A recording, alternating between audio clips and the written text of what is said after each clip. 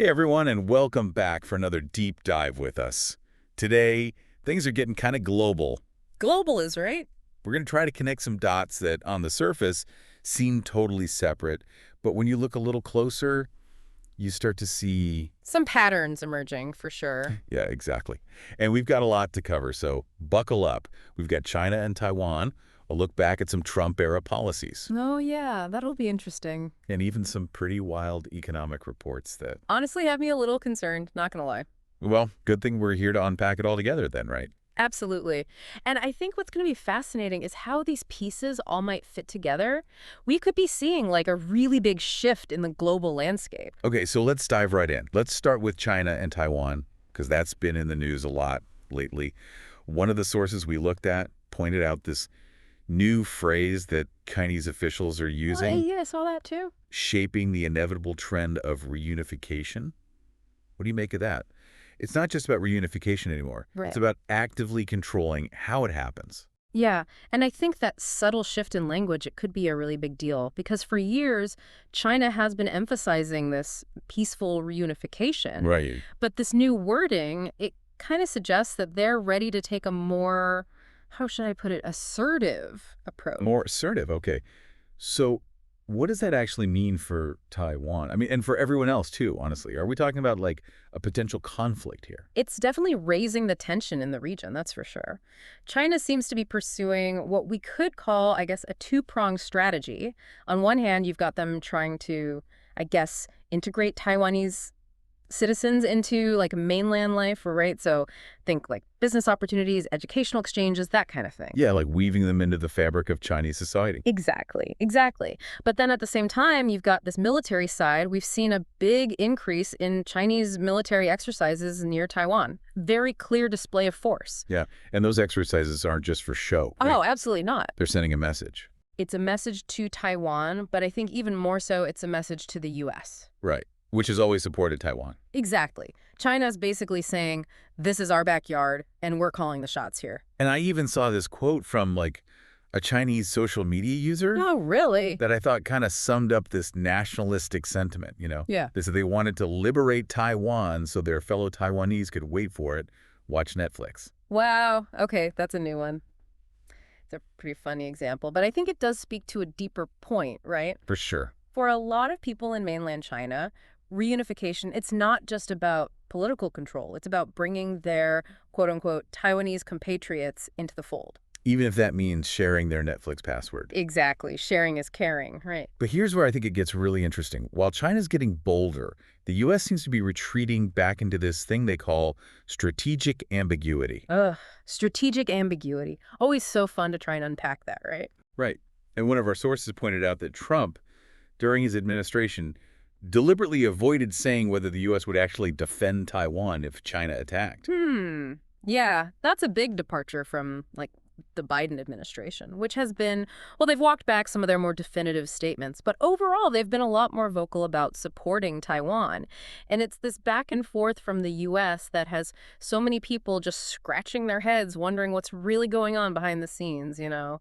Yeah, it's confusing. Like, are we committed to defending Taiwan or not? Where do we stand? What's the deal? Well, and that's the thing about strategic ambiguity, right? That uncertainty, it's part of the strategy. The U.S. is hoping that by keeping China guessing, they can deter any aggressive action. I see. Like, keep them on their toes. Exactly. But it's a risky game, and the stakes are really, really high. Okay, so we've got this tense situation brewing in the Pacific, but let's shift gears for a second. Okay, where are we headed now? Let's talk about Africa. Specifically, this program called Power Africa. I was actually shocked to read that the Trump administration basically dismantled this whole initiative, and it was supposed to bring electricity to millions of people. Oh, yeah, Power Africa. It was a huge undertaking, really ambitious. The goal was to add 30 gigawatts of electricity across the entire continent of Africa, bringing power to, like, an estimated 600 million people who are currently living without it. And think about the impact of that. I mean, that would have been huge. Oh, absolutely. Access to electricity is crucial for economic development, job creation, improving living standards. I mean, it's fundamental. Wow. And now with Power Africa basically on the chopping block, there's just a ton of uncertainty about the future of all those efforts. Yeah, our source was mentioning that projects are being terminated, staff are being laid off. Yeah, I heard that too. It's like This decision is sending these ripple effects throughout the entire region. It is, and it's a worrying trend for sure. And it's not just happening in Africa either, like the UK, for example, they're cutting back on aid programs too, choosing to prioritize defense spending in light of all these global tensions we've been talking about. It's interesting, right? While China is out there ramping up its military presence, the U.S. and its allies are, scaling back on development aid. Yeah, it seems like there's a pretty big shift in priorities happening on a global scale. A shift in priorities, and maybe also a shift in how we think about, global power and influence. Yeah. Because for a long time, the U.S. has been the dominant player, but That things are changing. exactly. And these economic trends we're seeing, they're a big part of that. Oh, absolutely. And it's fascinating, right? There are some really interesting parallels being drawn between, Trump's economic policies and what happened under Nixon back in the 1970s. Oh, yeah. One of the articles we read talked about how both administrations, they faced inflation, international crises, and implemented policies that just, shook up the markets. Totally. And just like back then, experts are warning about the dangers of uncertainty. Which there's a lot of right now. So much. And when markets can't predict what's going to happen, they tend to react, well, poorly. Let's just put it that way. So, okay, let me ask you this. What does all this mean for us, for regular people? How are these global economic shifts going to trickle down and affect our everyday lives? That's the million-dollar question, right? And it brings us to another fascinating development we want to talk about, Trump's proposal for a U.S. sovereign wealth fund. Okay, I'll admit, I had to do a little research on this one. It's basically like a giant investment account for the government, right? Yeah, that's a good way to think about it. It's designed to generate these long-term returns that can then be used to, benefit future generations, like funding public services, infrastructure projects, things like that. Okay, but here's what I don't get. Yeah. The U.S. is running a deficit, right? Yeah. So where's the money for this fund going to come from? That's the, billion-dollar question, right? And it's where things get a little paradoxical, especially with the huge tax cuts that were also implemented. Yeah, how does that math work? It's tricky. But according to the sources we looked at, the plan is to use two main strategies. One is monetizing existing government assets. So think federal land, vacant buildings, selling stuff off. Oh, yeah. And then the second is using tariff revenue. So basically selling off pieces of the country Right. and then funneling the profits into this fund. That's a pretty bold move. It is. And there are precedents for this. Other countries like Norway and Saudi Arabia, they have these sovereign wealth funds and they've managed them pretty successfully. They invest in everything from real estate to tech startups to publicly traded stocks. Okay, so if the U.S. government becomes a major player in the investment world, how could that impact our own personal investment strategies? And what are the risks and rewards? I mean, this is something we all need to be thinking about, right? Oh, absolutely. It's a development that could have huge consequences for individual investors. And it's just one piece of this very complex puzzle we're trying to put together. Right, because we've also got these trade wars brewing. And Trump seemed pretty determined to get tough on trade, especially with the European Union. He even threatened tariffs on European imports. Yeah, he did. And that's causing a lot of concern in the global markets. The source we were looking at, it highlighted this really stark difference in perspective. Oh, yeah. Trump sees the EU as this economic adversary. He's even said that they were formed specifically to harm the U.S. And he's very open about using tariffs as a way to force them to make concessions. But isn't that incredibly risky? What if they retaliate? Couldn't this whole thing backfire and end up hurting the U.S. economy even more? Oh, there's definitely a chance of that happening. It's this high-stakes game of economic chicken, and the potential consequences for both sides are, substantial. Which, honestly, makes some of his other proposed policies even more, I don't know, perplexing. We're talking about the gold card idea.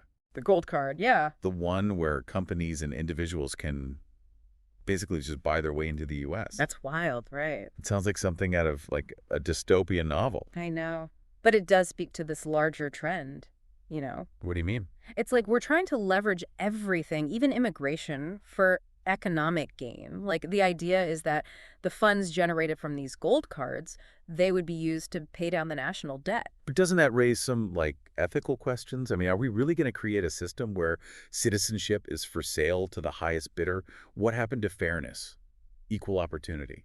Right. Those are all really valid concerns. The proposal has sparked a lot of debate about equity and access, with many people arguing that it would create this, tiered immigration system where wealth trumps all other considerations. It feels like we're moving toward this transactional model for everything. Right. Like, you want to immigrate, Yeah. pay up.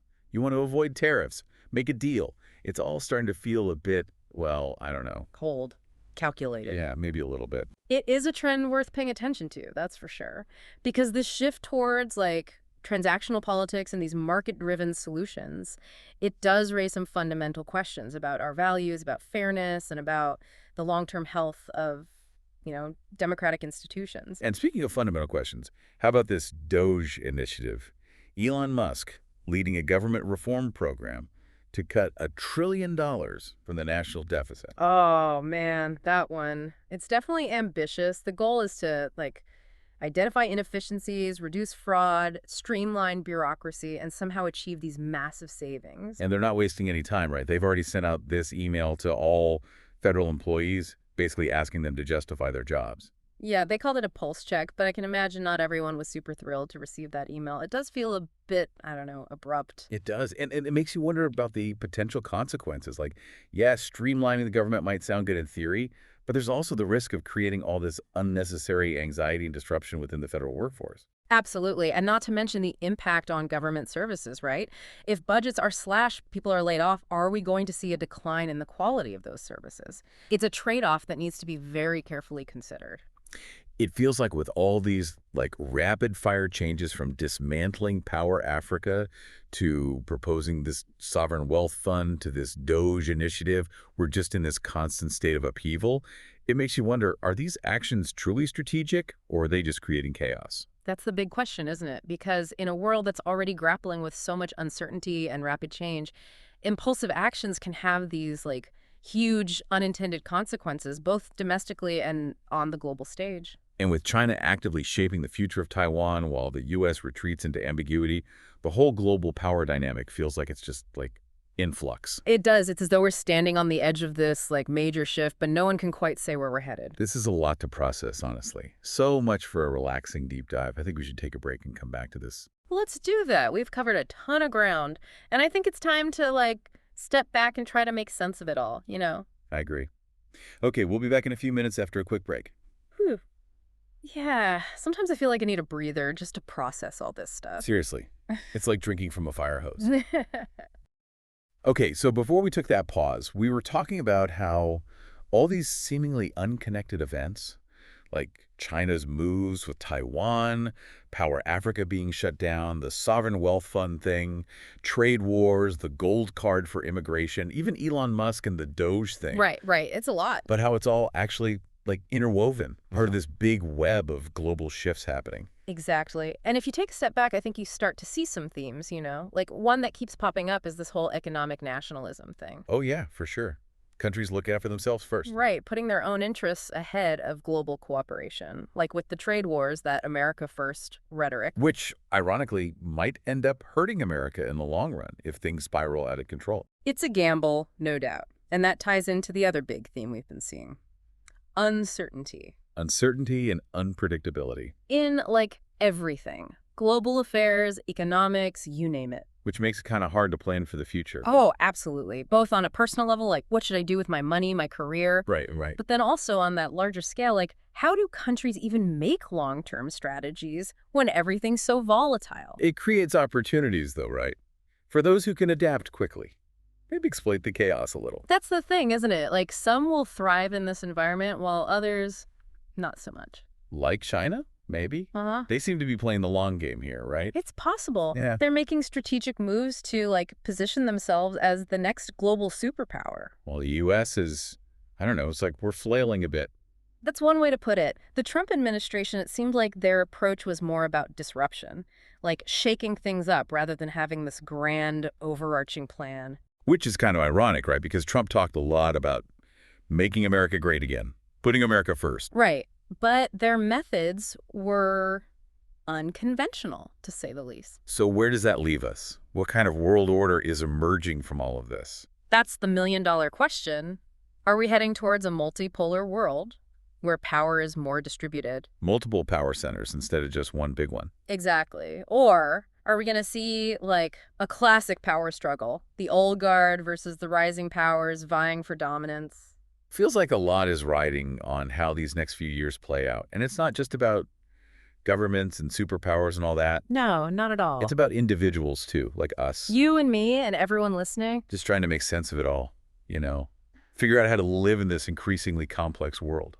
And that's why I think these conversations are so important, you know? We need to stay informed, be critical thinkers. Question everything. Right. Don't just accept what you hear at face value. Because the more we understand what's really going on, the better equipped we'll be to, like, make informed decisions about our own lives. And participate in shaping the future. Yes, instead of just being swept along by the current. Okay, so we've talked a lot about the big picture, geopolitics, economics, all these global trends. A lot of doom and gloom, maybe. Yeah, maybe a little. But what about the human element? Like the actual people who are affected by these policies, these events? We can't forget about them. We absolutely can't. It's easy to get lost in the abstract stuff, the numbers, the strategy. But those are real people's lives we're talking about. For sure. Like, we were discussing Power Africa being dismantled. What does that actually mean for the families who are hoping to finally get electricity? How will their lives be different now? And the people who worked on those projects, now they've lost their jobs. Yeah, their livelihoods. And then you think about the human cost of conflict. We talked about the China-Taiwan situation. Yeah. If that escalates, if there's actual fighting. And the consequences would be horrific. It's important to remember those individual stories, the human cost of all this global chess playing.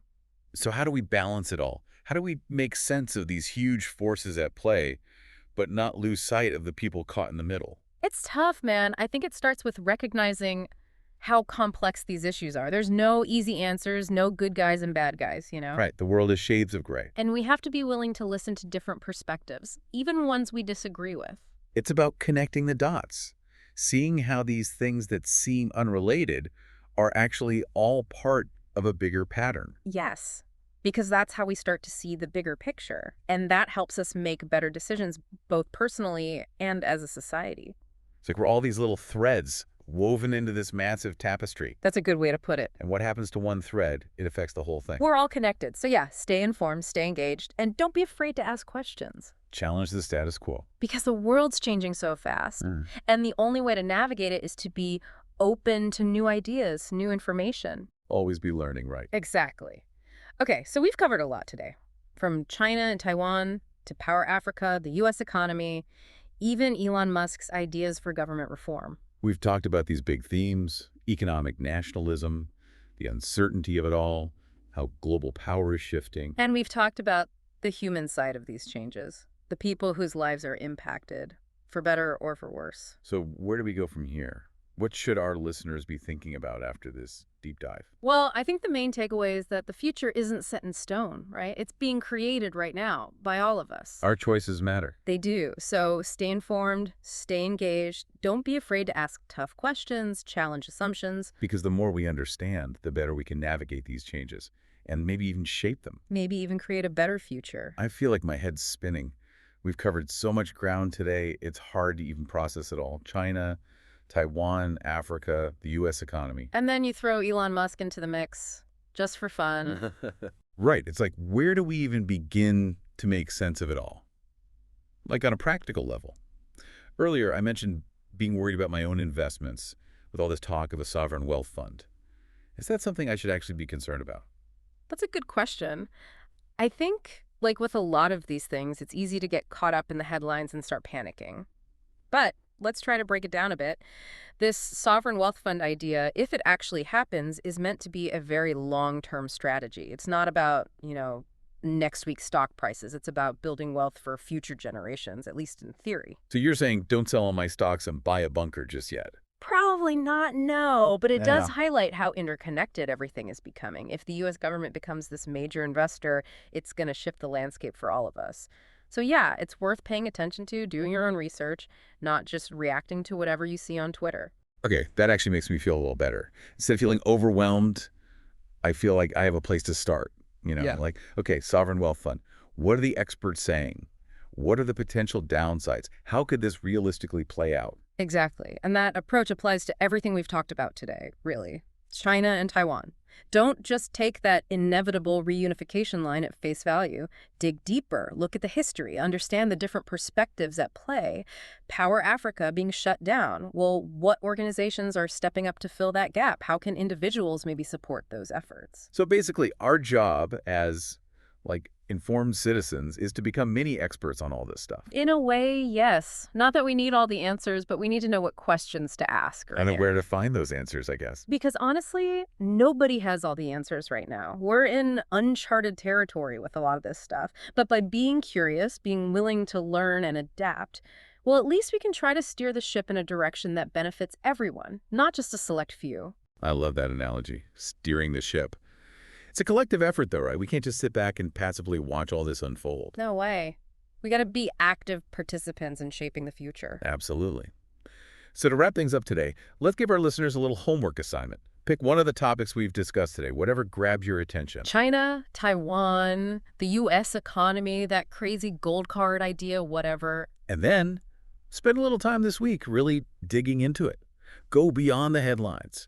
Find different sources, maybe talk to some people who have different opinions than you. That's so important. And most importantly, be willing to challenge your own assumptions. Because the world is changing fast. And the only way to keep up is to be open to new ideas, new information, new ways of thinking. Couldn't have said it better myself. I think that's a great place to wrap up our deep dive for today. Huge thanks to you, as always, for breaking all this down for us. And to our amazing listeners, thanks for joining us on this wild ride. Stay curious out there, everyone. And stay informed. We'll see you next time.